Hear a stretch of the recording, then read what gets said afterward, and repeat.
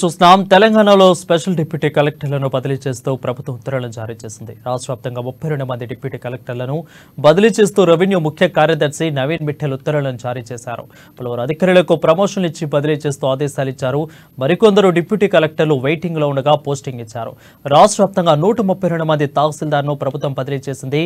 Multizone 1, multizone 2 తహసీల్దార్ను బదిలీ చేస్తూ ఉత్తర్వులను జారీ అయ్యాయి. మల్టీజోన్ 1లో 84 మంది, మల్టీజోన్ 2లో 48 మంది తహసీల్దార్లను బదిలీ చేస్తూ నవీన్ మిట్టల్ ఉత్తర్వులను జారీ చేశారు. అయితే లోక్సభ ఎన్నికల నేపథ్యంలో ఎన్నికల కమిషన్ మార్గదర్శకాల మేరకు తహసీల్దార్ బదిలీ చేసినట్లు పేర్కొన్నారు.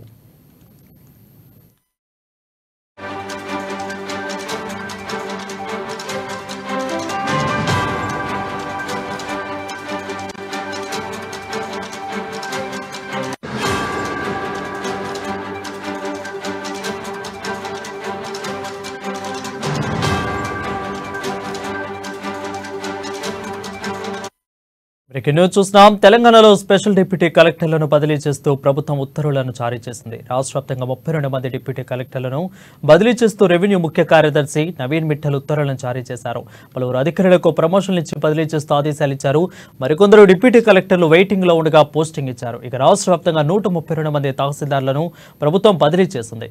ఇక మల్టీజోన్ 1, మల్టీజోన్ 2 తరహాలో తహసీల్దార్లను బదిలీ చేస్తూ ఉత్తర్వులను జారీ చేశాయి. అయితే మల్టీజోన్ 1లో 84 మంది, మల్టీజోన్ 2లో 48 మంది తహసీల్దార్లను బదిలీ చేస్తూ నవీన్ మిట్టల్ ఉత్తర్వులను జారీ చేశారు. అయితే లోక్సభ ఎన్నికల నేపథ్యంలో ఎన్నికల కమిషన్ మార్గదర్శకాల మేరకు తహసీల్దార్లను బదిలీ చేసినట్లు పేర్కొన్నారు నవీన్ మిట్టల్.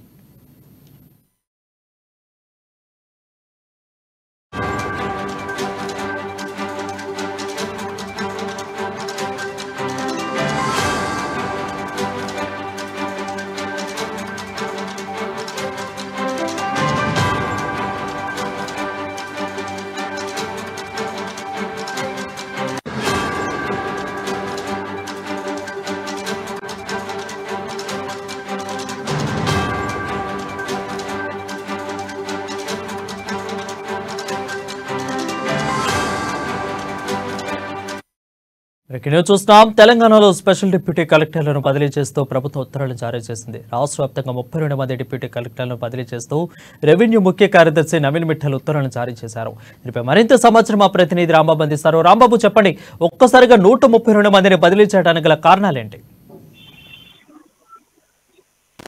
వరుణ్, ఎన్నికల నోటిఫికేషన్ రాబోతా ఉన్నది. దానికి సంబంధించి ఇప్పటికే ఎలక్షన్ కమిషన్ కూడా ఒక రాబోయేటువంటి ఎన్నికలను సమర్థవంతంగా నిర్వహించాలని చెప్పేసి అయితే భావిస్తున్నది. ఈ నేపథ్యంలోనే ఎన్నికల కమిషన్ సూచన మేరకు రాష్ట్ర ప్రభుత్వం ఒకేసారిగా 133 మంది తహసీల్దార్లను, 32 మంది డిప్యూటీ కలెక్టర్లను కూడా బదిలీకి ఉత్తర్వులు జారీ చేసింది. దీంతో రాబోయేటువంటి ఎన్నికలను కూడా సమర్థవంతంగా నిర్వహించాలని చెప్పేసి భావిస్తున్నది. ఇప్పటికే రాష్ట్రంలో ఒకే చోట 3 సంవత్సరాలకు పైగా ఉన్నటువంటి వాళ్ళు, వారితో పాటుగా సొంత జిల్లాలలో పనిచేస్తున్నటువంటి వాళ్ళందరినీ కూడా బదిలీ చేయాలని చెప్పేసి రాష్ట్ర ప్రభుత్వం ఆలోచన చేసింది. ఆ మేరకు కూడా ఇటు ఎన్నికల కమిషన్ కూడా ఒకే చోట పనిచేస్తున్న వాళ్ళందరినీ కూడా బదిలీ చేయాలని చెప్పేసి ఆదేశాలు జారీ చేయడంతో ఇటు ప్రభుత్వం కూడా వెంటనే ఉత్తర్వులు విడుదల చేసి దాంతో వీళ్ళందరినీ కూడా 133 మంది తహసీల్దార్లు, దాంతో పాటుగా 32 మంది డిప్యూటీ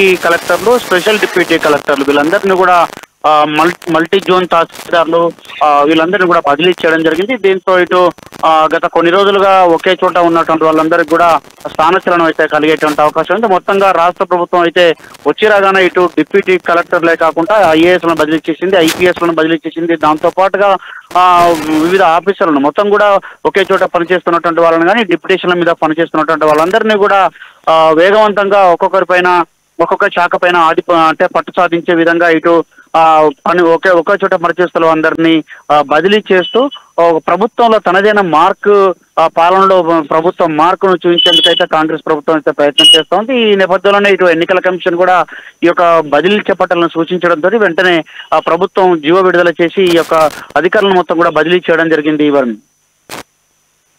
ఆల్రెడీ బీఆర్ఎస్ కి సపోర్ట్ చేసిన, బీఆర్ఎస్ కి తొత్తులాగున్న కొంతమంది అధికారులు అయితే ఆ ప్రభుత్వం ఏరివేసే పనిలో ఉంది. వారిలో వీరెవరైనా ఇప్పుడు బదిలీ చేసిన వాళ్ళు ఎవరైనా ఉన్నారా? రాజకీయ కుట్ర ఏమన్నా దీంట్లో కనిపిస్తుంది అనుకోవచ్చా, లేదా ఏమీ లేకుండా నార్మల్ గానే జరిగిందా?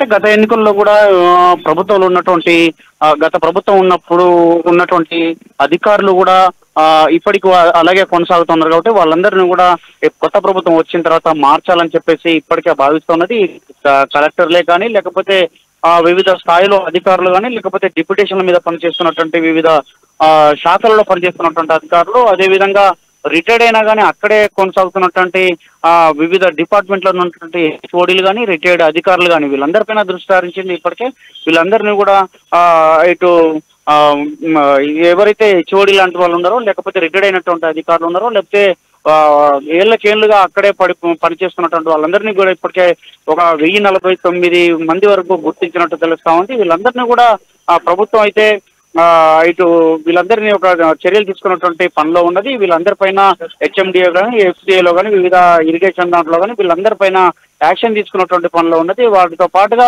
రిటైర్డ్ అయినటువంటి అధికారులే కాకుండా ఇటు ఆంధ్రాకు సంబంధించినటువంటి అధికారులు కూడా ఉన్నారు. వాళ్ళందరినీ కూడా ఇప్పటికే ఆయా రాష్ట్రాలకు బదిలీ చేసేటువంటి పనిలో ఉన్నది. దాంతో పాటుగా ఇటు ఎన్నికలు ఉన్నటువంటి నేపథ్యంలోనే ఇటు తెలంగాణలో ఉన్నటువంటి తహసీల్దార్లు కానీ, లేకపోతే మల్టీ జోన్ తహసీల్దార్లు కానీ, లేకపోతే డిప్యూటీ కలెక్టర్లు వీళ్ళందరినీ కూడా బదిలీకి అయితే రంగం సిద్ధం చేసింది. అందుకొరకే జాబితాను విడుదల చేసి గతంలో పనిచేసినటువంటి అధికారులు ఎవరైతే అభియోగాలు ఉన్నాయో వివిధ అభియోగాలు ఉన్నటువంటి అధికారులను కూడా స్థానభ్రంశం చేయాలని చెప్పేసి రాష్ట్ర ప్రభుత్వం భావించింది. అందుకొరకే జీవో విడుదల చేసి వీళ్ళందరినీ